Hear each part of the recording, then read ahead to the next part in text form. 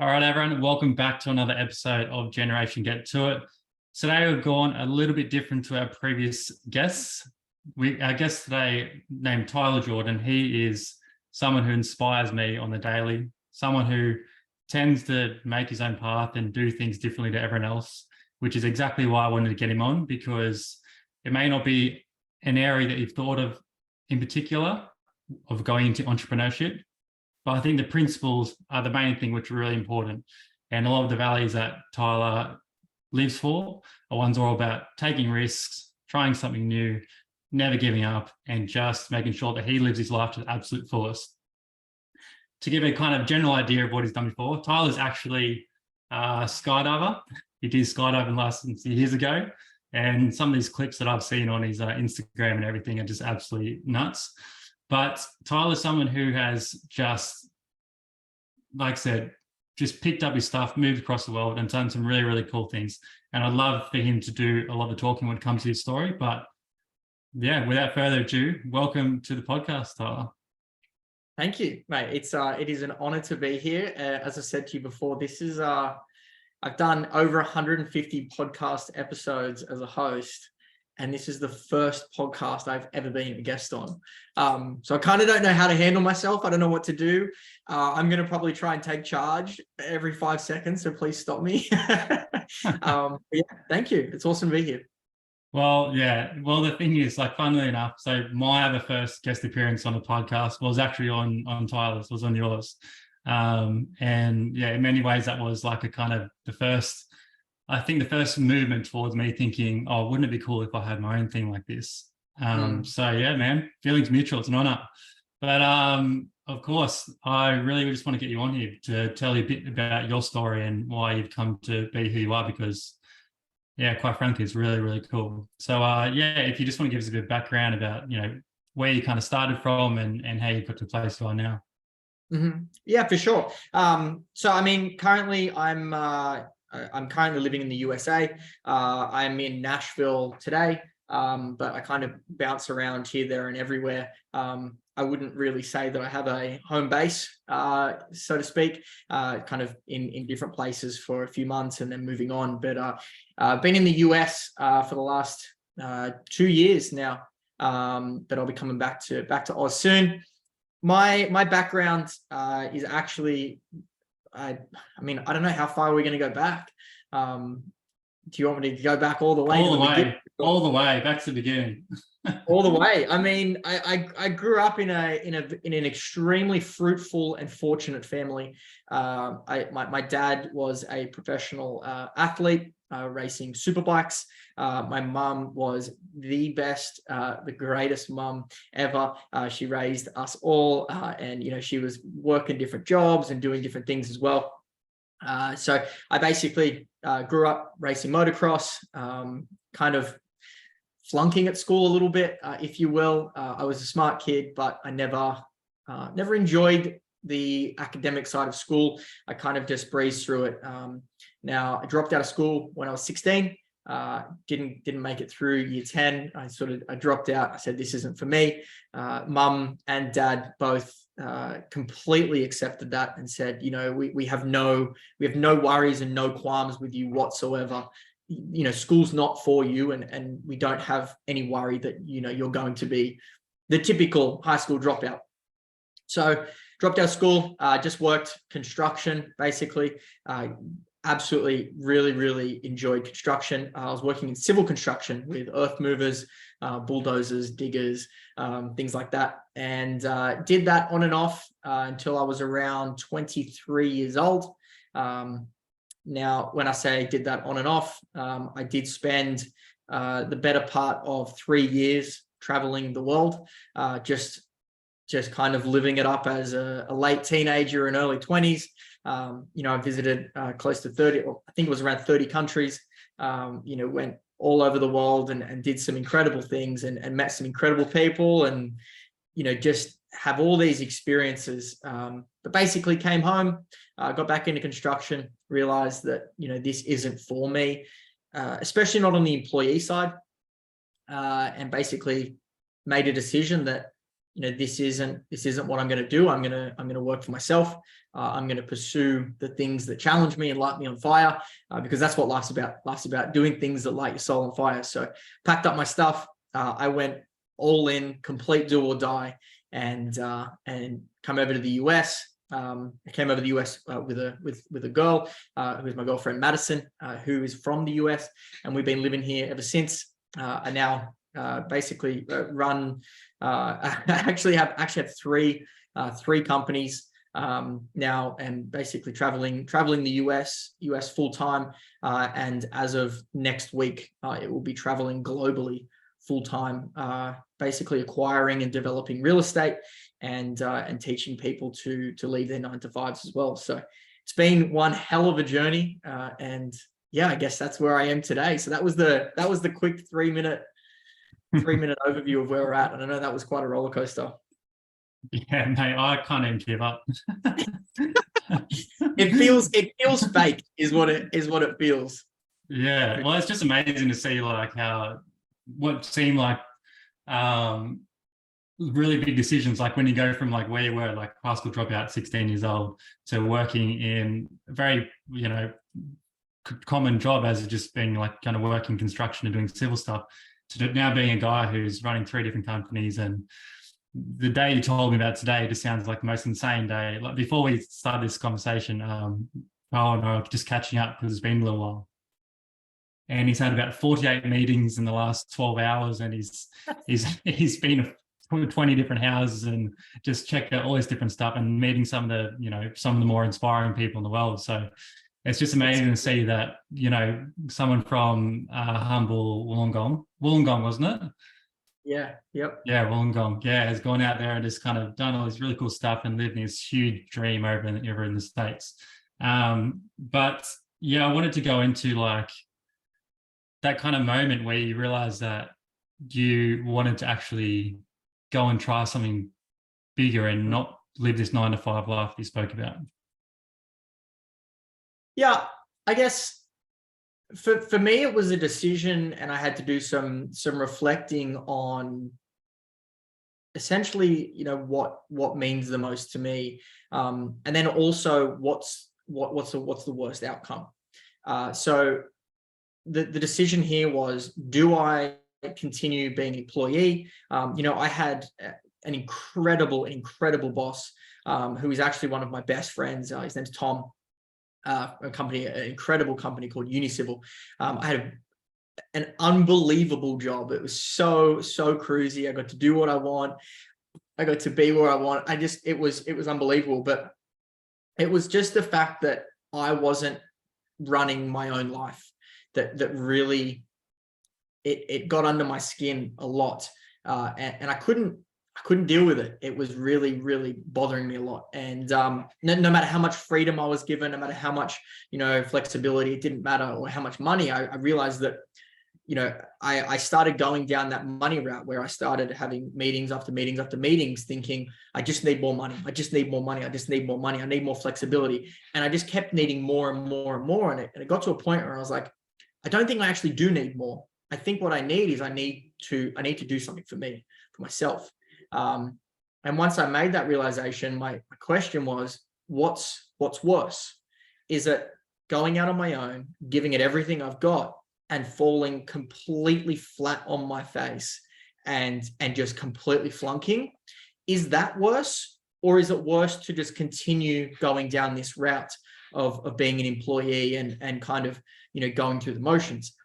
And I basically came to the conclusion that there isn't anything in my mind that is worse than continuing the path that I'm on, because it's slowly, like just little bit by little bit, eating away at me as a human being. And there is nothing worse than that in my head than a slow death. So I basically was just like, I'm going all out. So I made a deal with myself.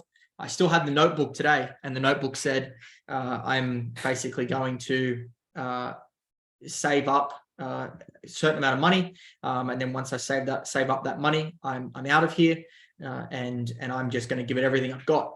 And so I did exactly that. I had $50,000 Australian to my name. I hit $50,000, and I mean, I gave my boss far pre-warning. It was like, I'm at 30K, I'm at 40K, I'm out. Yeah. And I packed up and left, and that was it. So just made it work. Now, spoiler alert, because in my head I was like, $50,000 is going to get me so far. And I got over to I came to the States, and what I didn't think about was the exchange rate.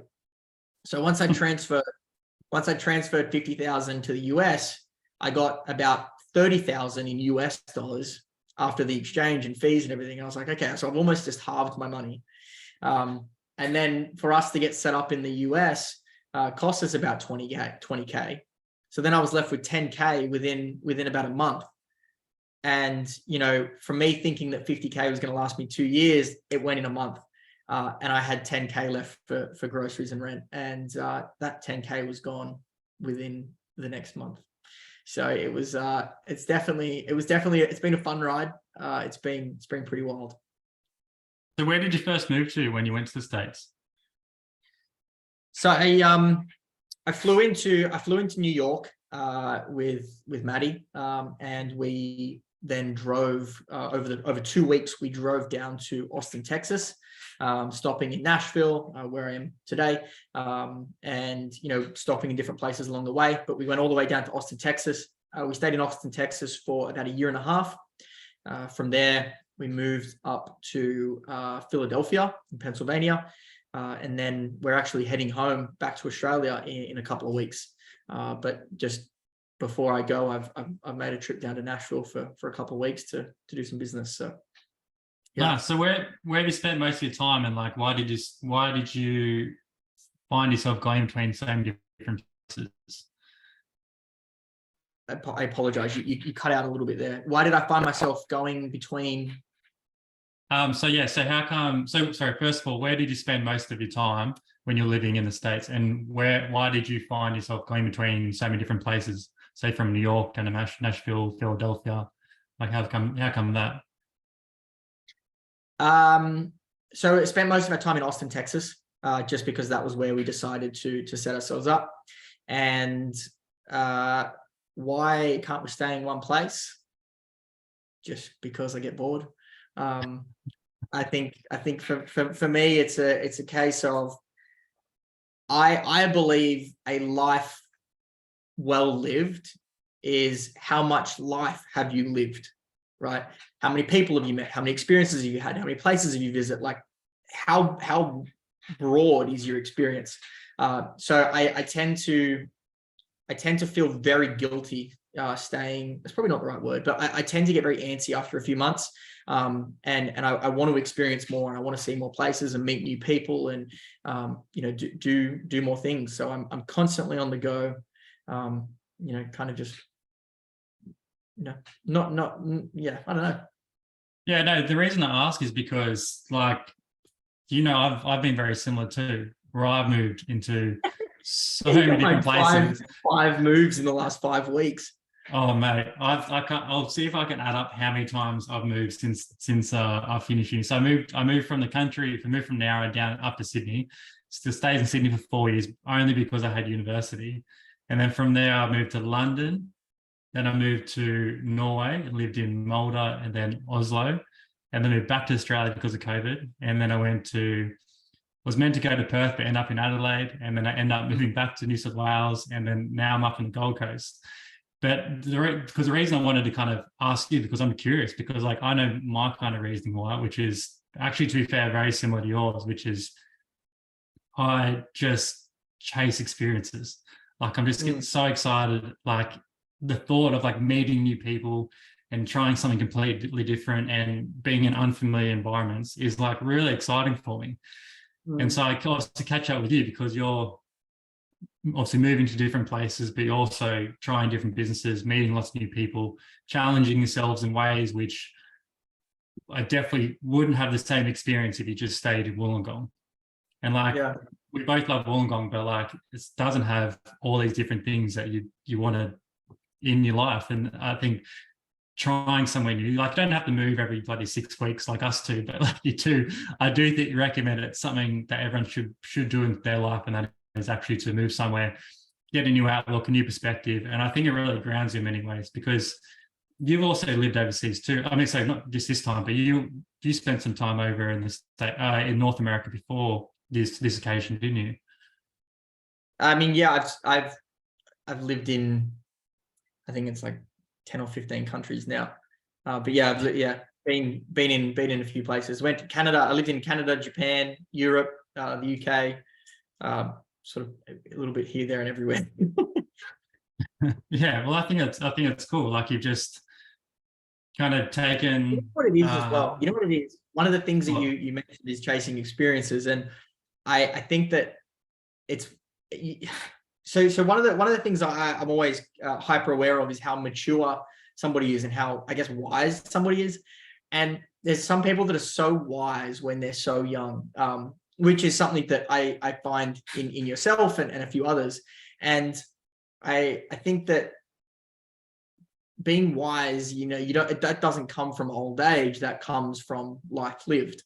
And it's people like yourself who have, gone out and done what most people, or had experiences that most people wouldn't have in 50 years, in your 20s, that gives you that kind of that aspect that you're so much wiser than, your peers at 25, 26, 27 years old. Yeah, because how old are you now? 26. 26, yeah. So like you've done some shit and you're 26, which is great. And I think the main thing though is the fact that like you don't have to wait until, sorry, if you haven't done it now and you 29 and 30, I think there's still time to go out and do all this kind of stuff and actually make that change yourself and start living these new experiences. Because like you, do you have any chance of settling down in the next couple of years? No. I mean, intentfully, I don't really want to settle down, so to speak. We want to get married and we want to have kids. We want to build a family. That's our biggest goal. But settling down, so to speak, isn't really on our radar. We're kind of setting up our life so that we can expose our kids to world travel and an unbelievable amount of interactions with different people. Interesting. So, well, I just want to go back to kind of where you started a bit, because you mentioned that you were actually in a very comfortable position at your job, and you said like you were kind of, it seemed like what you asked for, you kind of got. But it seems like you've gone from like, the recliner chair and a really good job, flexible hours and everything like that, and then you've suddenly gone and just essentially moved outside and grabbed one of those cheap Bunnings chairs and just kind of sat in that, being like, well, I'm going to live a bit uncomfortable, but at least I know I'm going Great to be outside analogy. as well. Yeah. Thank you. I've been saving that one. Well executed. I feel like you set that up yourself. But does that make sense though? Like, it was something like you were in a position that for many people would have been just like, oh, I'm happy to kind of relax here and enjoy this. But then you realize that there was possibly a greater vision to what you're doing. Yeah, I mean, that's definitely the big piece here, is that there's a greater vision. The other part is that comfort isn't satisfying. Comfort is something that we're always striving towards, and we're always trying to become more comfortable. We're always trying to earn more money, get a bigger house, have more friends, have more employees. We're constantly striving for comfort and for things that will allow us to let off the gas pedal. But I guess what I found was, when I got to a situation that for me at the time was super comfortable, I just found myself becoming less satisfied. And I know throughout my life that every time I've been super uncomfortable and challenging myself and in this state where I'm reaching for something that, is beyond my capabilities, is when life's the hardest. but it's also the most satisfying and the most fulfilling. And I basically realized that I'm at peak comfort right now. Now peak comfort, from like, if I was in that situation now, I'd be like, damn, like, how were you even comfortable in that situation? You had near enough no money, and you didn't have X, Y, and Z and all those things. But at the time, that was peak comfort, and I just found that the more comfortable I was getting, the less fulfilled I was, and just slowly chipping away at my soul and my drive and my hunger and my aspirations and all these things was kind of just bottling up a little. Yeah. So I want to talk about the journey of how you got from that position to where you are now, because I remember our conversations over the years, and like, well, both of us, but definitely just if we were going to refer to you, like there was sometimes we'll catch up and you'd be like, well, this has changed and this has changed. And I'm going through this difficult situation. And there was one time I called you up and you're like, oh yeah, I just saw a shooting down the road just 2 minutes ago. So like you've been in some situations. So like what are some of the key factors that have gone into your life to get you from, that position you were there before to where you are now? Like, what was it? In regards to how do I not get comfortable? Well, how about like if you refer to some of the traits you've had to use and bring to forefront of yourself, and also some of the skills that you've learned along the way too? I think for me it's the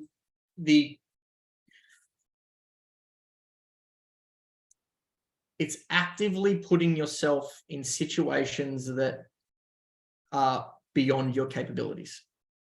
So, putting yourself in a situation that even yourself, you lay in bed at night and you think, holy shit, what have I done? I think that it's becoming consciously aware that that isn't a bad thing, and that that's actually where the juice of life lies. And it's hard, because even once you understand that that's where the juice of life is, it's really hard to then consciously put yourself in that situation, because it's uncomfortable. It's kind of like why most people don't work out, because working out is uncomfortable.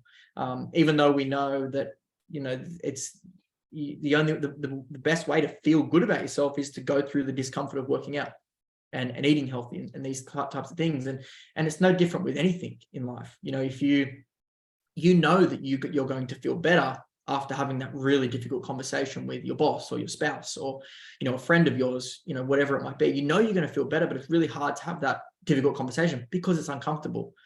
So I think for me, it was this gradual progression of getting comfortable being uncomfortable, and kind of convincing myself and, accepting that discomfort is really a good thing and it's not a bad thing. Obviously, as long as it's positive discomfort. I'm not talking about don't go out and snap your leg on purpose. That's not funny. Nor is you've done that, haven't you?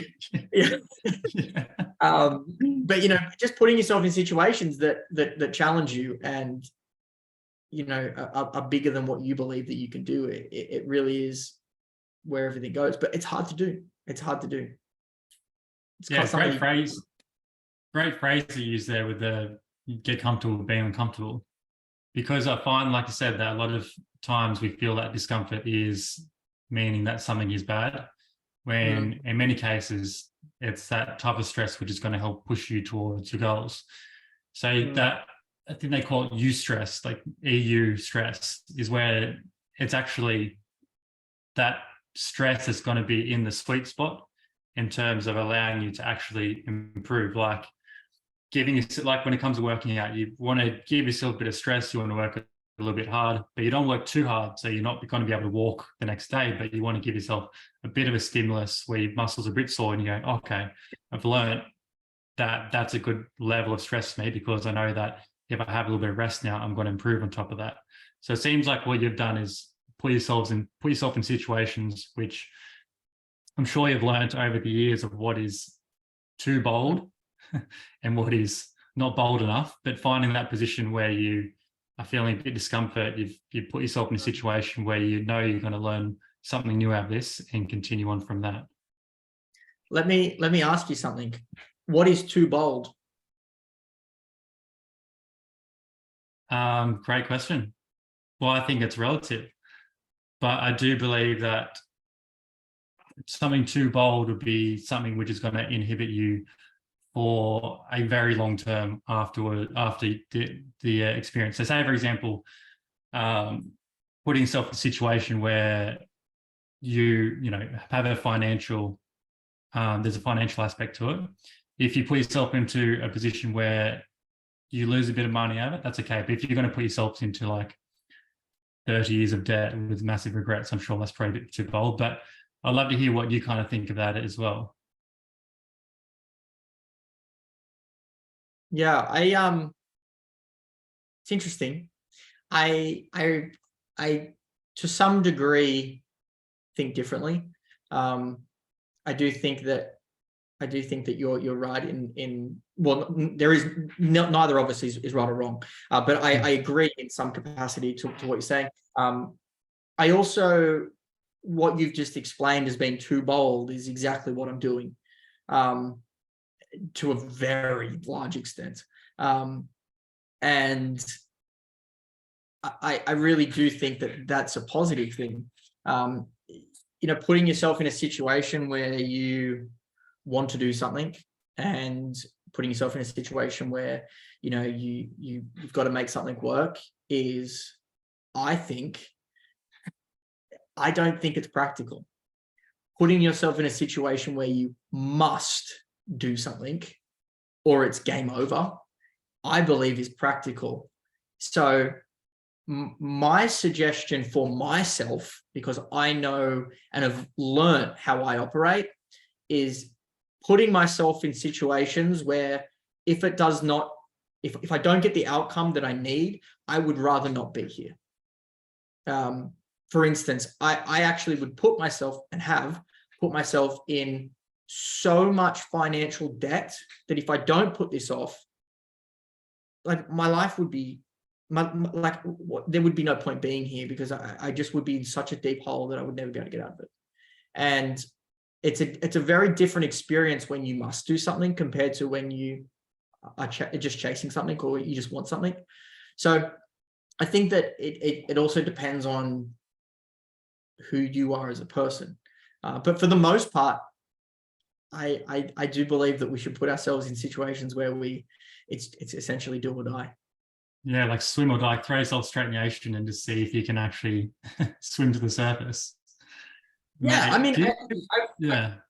Sorry, I was just going to say, I wrote about this in a tweet the other day, and I said, and I'm going to try and quote it here just off memory, but I said something like, I believe that people invest in me because I invest in myself, fully and completely invest in myself. I invest in myself because I know that I am all in, do or die. And I said, I'm all in, do or die because I have to make it work.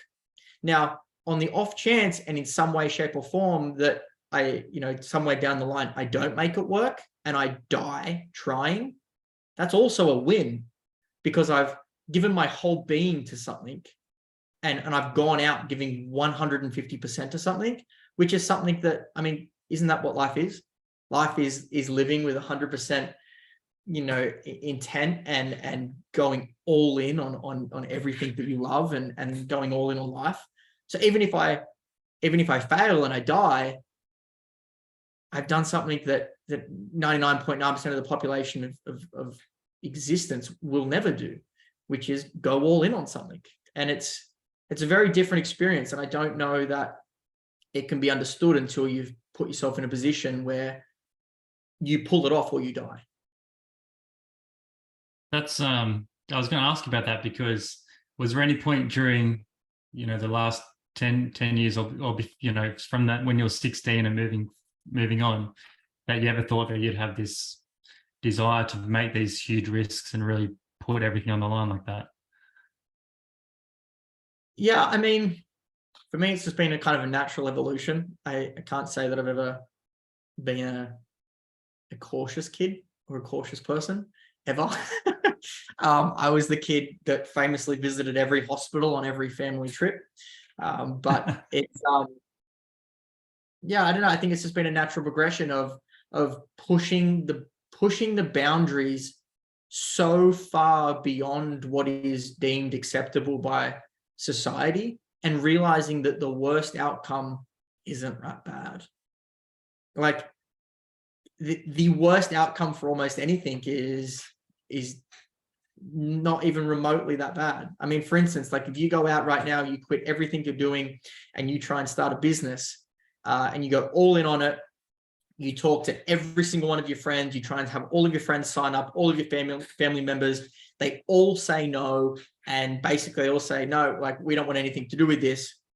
You're in the same position you were before. You might just have a little bit less money, but you now have a whole lot more confidence in how well you can execute and how much you can do and how much you can overcome. You know, it's like, even it goes back to like even like social anxieties and things like that. It's, you know, it's putting yourself in a position where, you know, maybe going and knocking on random strangers' doors and asking them for $50,000 of investment, right? It's terrifying. That is so terrifying.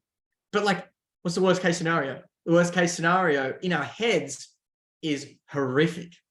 But if I actually ask you what the worst case scenario is and say, tell me what it is, you start to think about it and you're like, well, they say no. And I'm in the same position I was in anyway. And if they say yes, I have $50,000 of investment into, you know, just theoretically.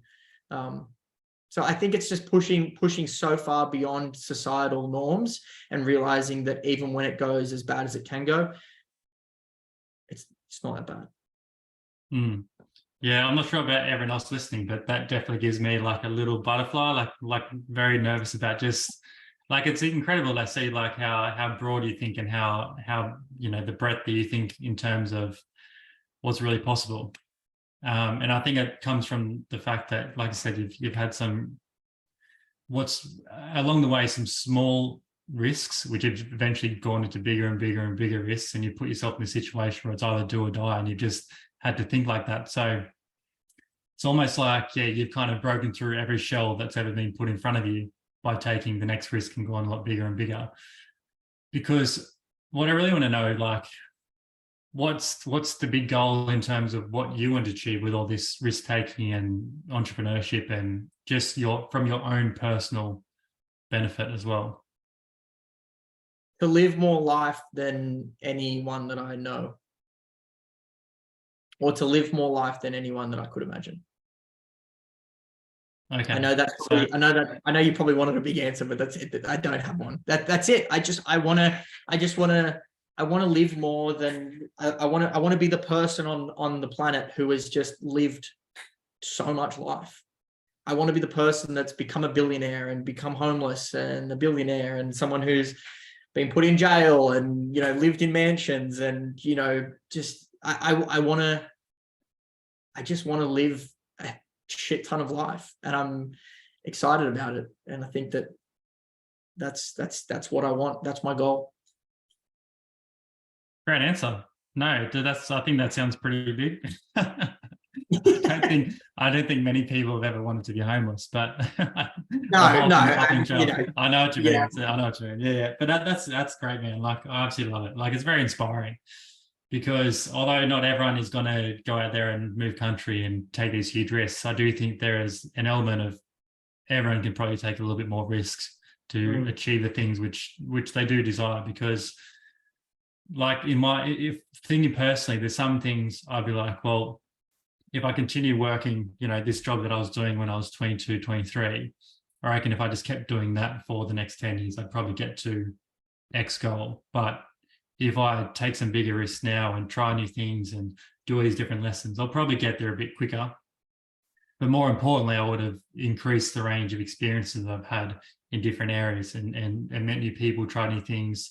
And, you know, you never know the different relationships you build and things like that way. Like the way that we met was just through a few, like I'd met, because we ended up meeting at the run club in Wollongong, the 440. But the only reason I got there is because I remember it was during COVID, we had this men's health group that we used to do in Kiama. And I turned up and I met one of our mutual friends, Kobe. And I do remember he kind of getting along with him really well. And he's like, oh, you should come to the run club. We got up to the 440. And that's where I met you. But I wouldn't have ever got there if I didn't try this thing, which seemed really uncomfortable for me to go to, which was the men's health club.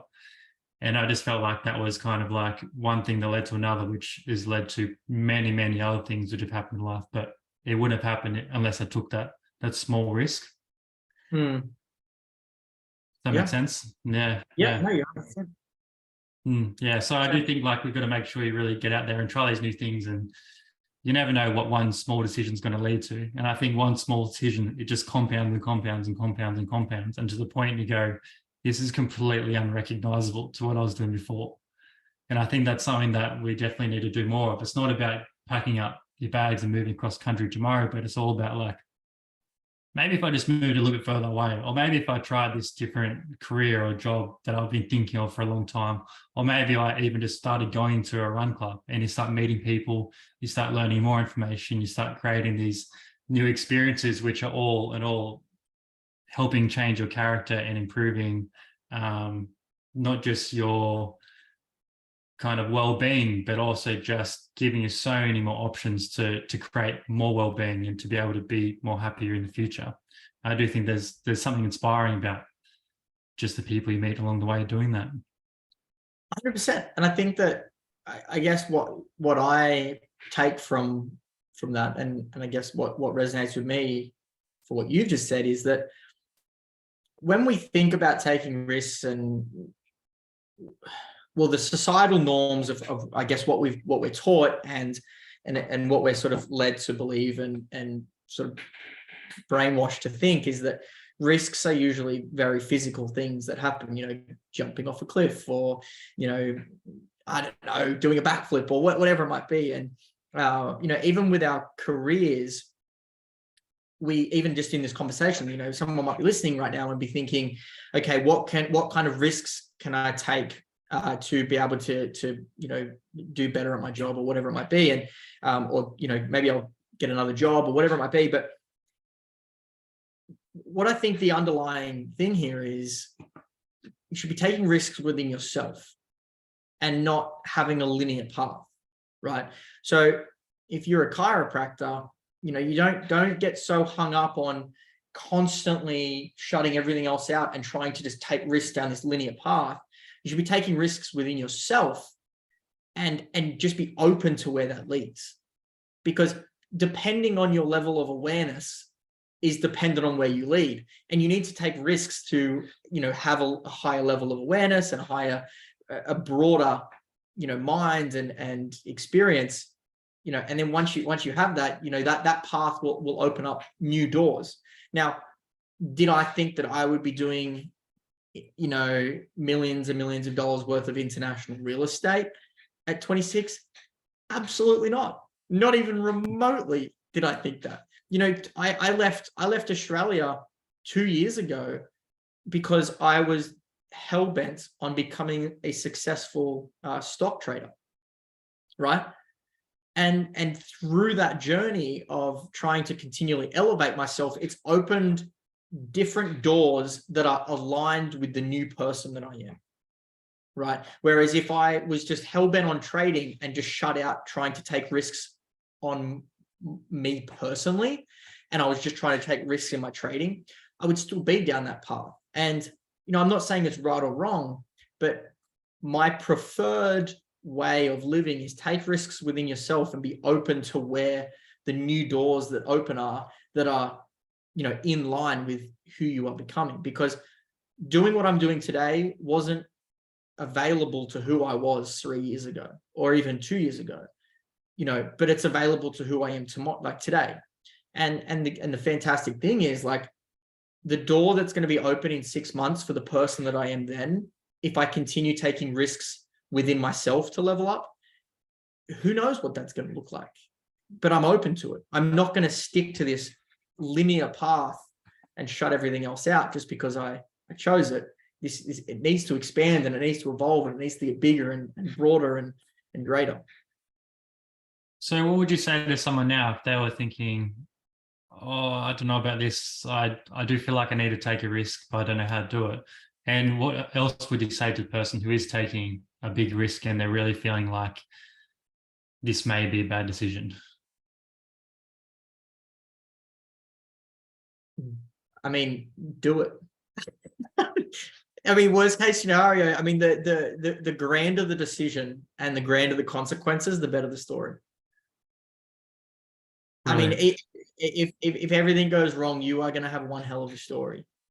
And I think that's worst case scenario.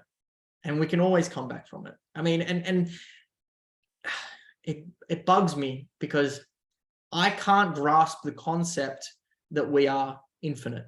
And that's the way that most people think. So it's like when we think about doing something, we think about the risk and we're like, oh, you know, that's going to be really, you know, that's going to really affect me and it's going to be terrible and, you know, yada, yada. But if you take a step back, you know, you're going to be dead soon anyway. Like none of it's going to matter. You know, if you lose all your money, you're still going to die. If you make all your money, you're still going to die. If you get the girl, you're still going to die. If you don't get her, you're still going to die. Like we're all going to the same place. Right. And I don't understand and I can't grasp why it matters what happens in the midterm, because I mean, well, I understand why it matters, but you know, the risk side of things is like the ultimate risk is you die. And the crazy part is you're going to die anyway. So what's the point? You know, everyone's trying to get to death's door as safely as they can, which is silly because you're going to die. There is something unique about you, that's for sure, Tyler. Yeah, I love sorry. it. I'll be honest, I'm surprised it took this long for me to talk about death. Maddie is so sick of it. She's so, every day I wake up and she's like, it's a great day. I'm like, we might be dead tomorrow. And she's like, why? And I'm like, You're ruining it. You're ruining it. I do remember you got me onto this app a couple of years ago, which was, I can't remember what it's called. Yeah, it's like, I think it's like, what, like 5 times a day they just remind you of death. Like there's a quote which comes up and it's like, just remember, you will die someday. And I went, fuck this. So I deleted it. I was like, it's too much for me. But you loved it. Absolutely loved it. I think it's great. I think for me, I think it grounds me to a large degree, a very large degree. I mean, it makes me so happy, so happy. You know, to the point where an exercise that I do, and again, this is not for everyone, but I could not recommend it enough. When I was about 18 years old, I might have even been younger, I might have even been 17 or 16, but I decided one day just on Microsoft Word that I was going to write out my will as if I was going to die within the next 6 months. And I allocated everything. I was like, this is the person that gets ownership of this account. This is what happens here. This is the person that I would like to read my eulogy. I would like it to say this, you know, this is what I want to happen. Went through the whole lot, you know, what I want my legacy to be, etc. And I actually rewrite my will every 6 months. So I take an hour or two, usually on flights, and I spend time, I reallocate all my accounts, where every asset's going to go, every dollar, my legacy, who's going to be at my funeral, who's going to, you know, what are people likely going to say, how I want things to be spent, like go through the whole deal.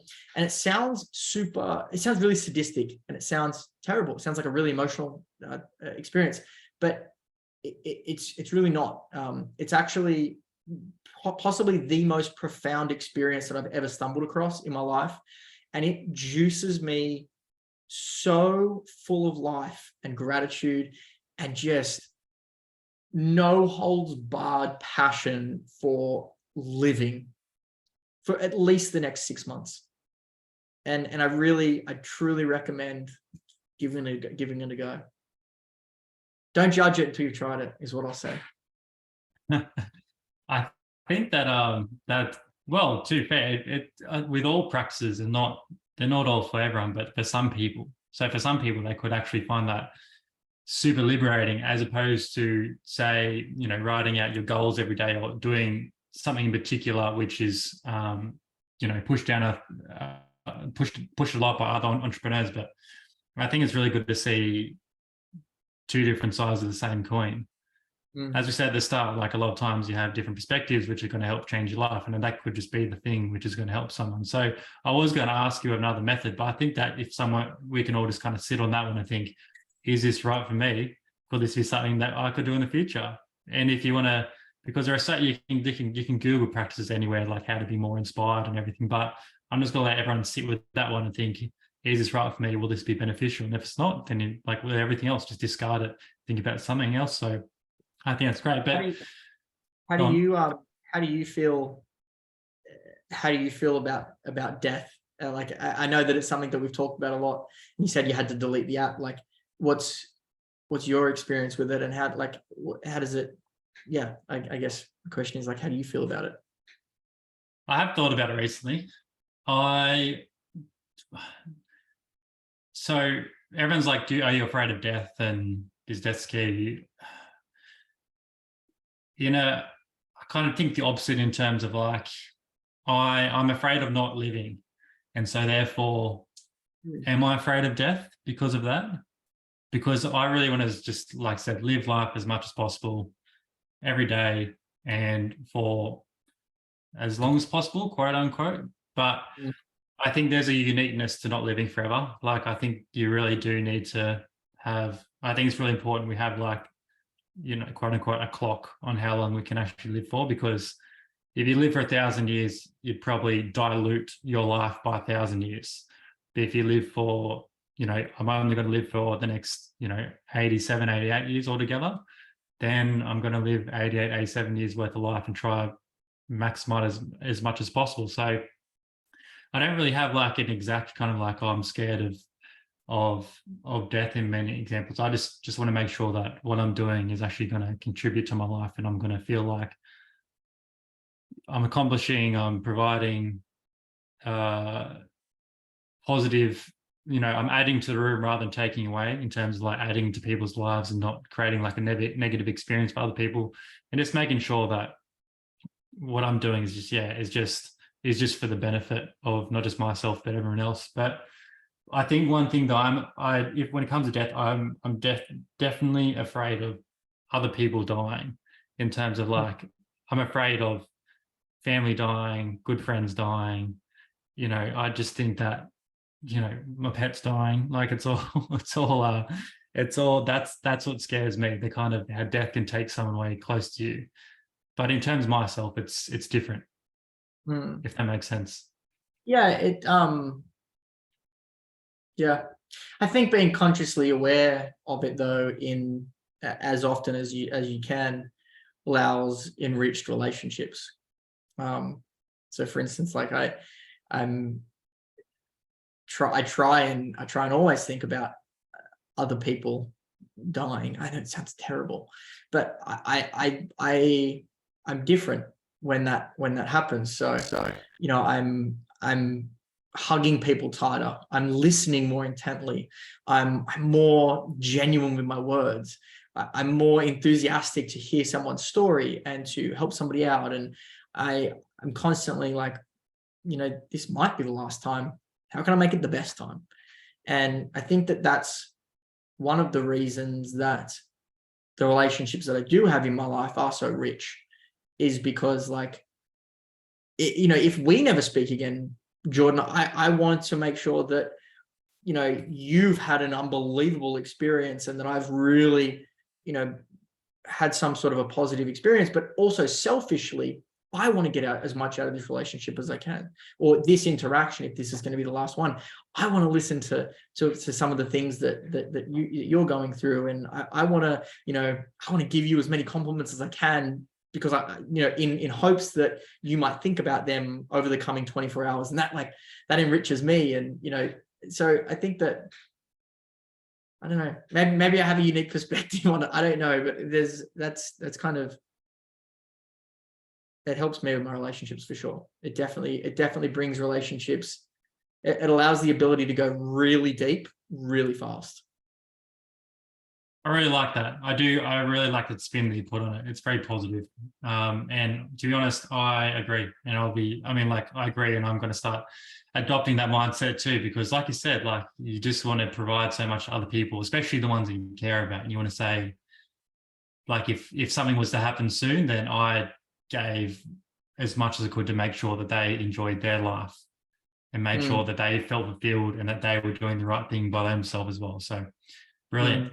On that, I want to kind of just check in with a few things that you're doing coming up and what your kind of plans are. So like, as we were speaking about before, you have a bit of a community that kind of backs a lot of the stuff that you do. Like what's your goal with what you're doing with your business and yeah, in the near future? How can people as well possibly get involved in your community and hear about more what you do? For sure. Yeah, so the parent company here is called the Nova House, spelled NOVA HAUS. And what we do is we build high-end luxury real estate around the world for entrepreneurs, executives, remote workers, and high achievers, which I assume anyone listening to this is fits into that category in some way, shape, or form. Basically, for people who want to travel and who want to live this new way of life, where you're not a tree, you don't have roots. You should be transient and you should be moving around and experiencing new people and new things. And I think that's where life is lived. So we're creating the real estate for that, where you can become a member of the club. You get access to these properties in different parts of the world. And when you stay there, you have a really nice place to stay.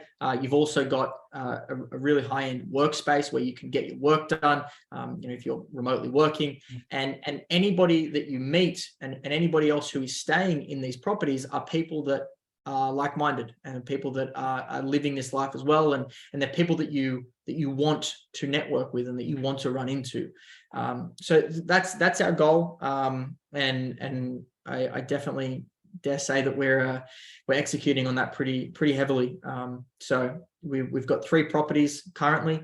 So 3 properties this year. We'll add another 9 to the portfolio next year. And then, we'll start scaling it from there. So the goal is within 10 years to have over 100 properties in over 20 countries, so that no matter where you are and no matter what you're doing, there's always a location that's near you that you can book. And then on the flip side of that, if you are somebody who is an accredited investor and wants to get involved, we actually partner with accredited investors on these deals and actually let people into these deals and basically cash flow them for life.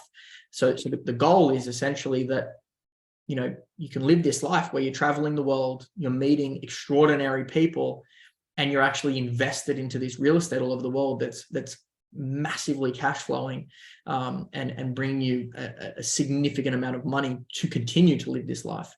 So that's kind of the hamster wheel that we're on, and it's extraordinarily challenging, and it's also extraordinarily fulfilling. So kind of our tagline is that we're changing the way that the world lives, works, and connects. And yeah, super excited about it.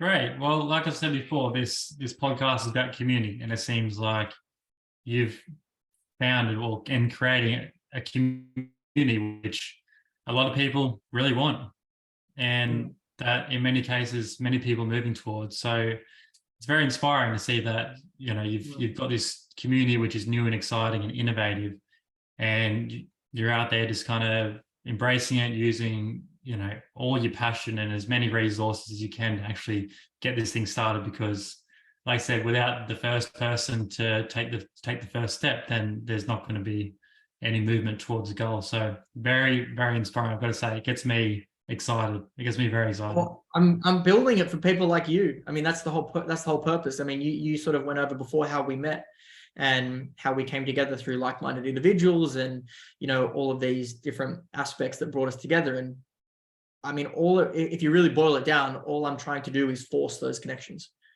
So instead of just like wandering through life going, oh, I wonder when the next cool person I'm going to meet is, or like when's my next best friend going to come along? I'm like, I'm just going to bring it to life so that, you know, I can just next time I want to meet my best friend or the next incredibly cool person, I just go to a location where I've built exactly that. So, I mean, that's the goal is I want to meet more people like you, Jordan.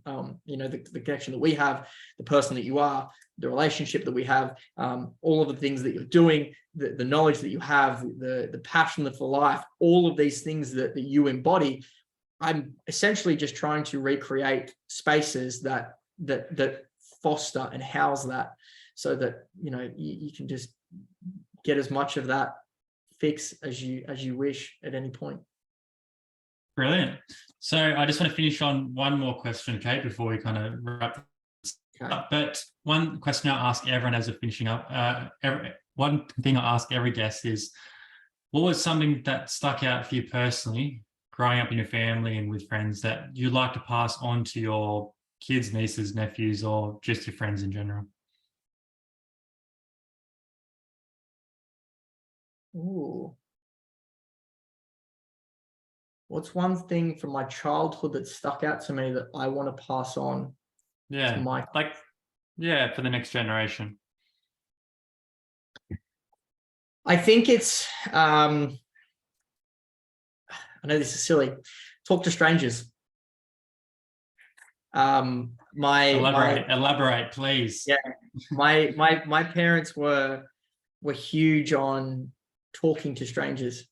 So, you know, they instilled in me that, you know, you shouldn't demonize people unless they prove to you that that's how they should be or that's who they are. You know, you should just sort of, you know, be hyper aware, but assume the good in everyone, and actually go out and meet as many people as you can, and interact with as many people and have all these experiences, because, you know, the key to everything in life is people. You know, if you want to start a business, how do you run a business? People. How do you sell within a business? People. How do you find love? A person. How do you have a sport that you enjoy? People. Like, every single thing in life is people, right? So you cannot move forward cutting back on relationships and communication. So, you know, within reason. Now don't get me wrong, my parents never pushed me down a back dark alley and said, go talk to that homeless man that's, you know, asleep by the dumpster. That was never the case. But I mean, in situations like, I was always heavily encouraged to talk to as many people as I can. You know, anytime we would go out to the shops or we go shopping, we'd walk into a store and my dad would push me to go and talk to everyone in that store. We could be in a clothes shop. We could be anywhere. We could be at Bunnings. We could be wherever. And it was just talk to people. You never know who you're going to be talking to. And I mean, without, other than people, there isn't anything in life. There is nothing in life other than people. So go lean in heavy onto people, because that's everything for life. Who knows, that homeless man by the dumpster might be the next Tyler Jordan, who is also going to be the next billionaire. So maybe. I am impressed. You brought that full circle. That was incredible. Mate, go lap it around. No, I love that. I think that's such a great lesson, which is often not talked about. So fantastic. Can I end with a question? Yeah. I want to ask you, what are you finding as the most challenging and also the most fulfilling part of this podcast? Because it's very difficult to do a podcast. Very difficult. I've experienced it. It's so hard. It is difficult. The challenging and rewarding. They probably could be honestly the same thing, because I'd say the most challenging part is got to do with like the questions that you ask and the direction of the podcast, because as you're aware, like we have a time limit on how long, like I could speak to every single guest all day nonstop and just enjoy the whole conversation. But I'm thinking, what's the most value I'm going to get out of the question? And is this question also going to benefit the person that is answering, because I could just keep asking questions and keep learning new lessons and just be really, really inspired by everything that you say. But to an extent, I want the person that's on the other end of the question to think, oh, that was a really good question. Oh, I haven't actually thought too much about this, but I'm going to answer it as best as I can. And then I'm going to get new ideas out of that. So I've got to say, I had multiple of those moments on this conversation, which I haven't had in a while. oh, brilliant. Good. Well, that's thank you. Well, that's the whole goal. It's just, I want every single person that's either listening to it or involved in the conversation to start thinking, oh, I never really thought about this, but do you know what? I am now, and it's actually going to provide me with a new opportunity, a new idea, some motivation, some inspiration, and actually start contributing to not just myself, but other people's lives in general. So that's the most challenging and exciting part of the whole experience. You are naturally, I don't know if naturally or through constant execution, but you absolutely crush it. And this was a conversation that got me thinking in a very different realm than I was expecting. And it's, I think, the most helpful part of having a podcast is having an interesting host, and a really wise and aware and also open host.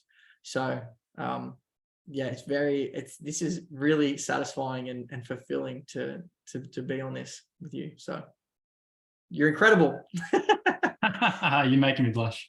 Yeah, there's definitely some questions I do want to ask you, because I was worried about the question on the answer on the other side, but I'm glad I did. Yeah. You do worry me sometimes, but that's only because I love you. Why do I worry you? I'm all right. So if anyone wants to get in contact with you or learn more, please tell everyone where to find you and about where to find your business as well. Two places. If you want to find me personally, it is Tyler Jordan 56 on every platform. And then my business is The Nova House on every platform. And that is spelled TheNovaHaus,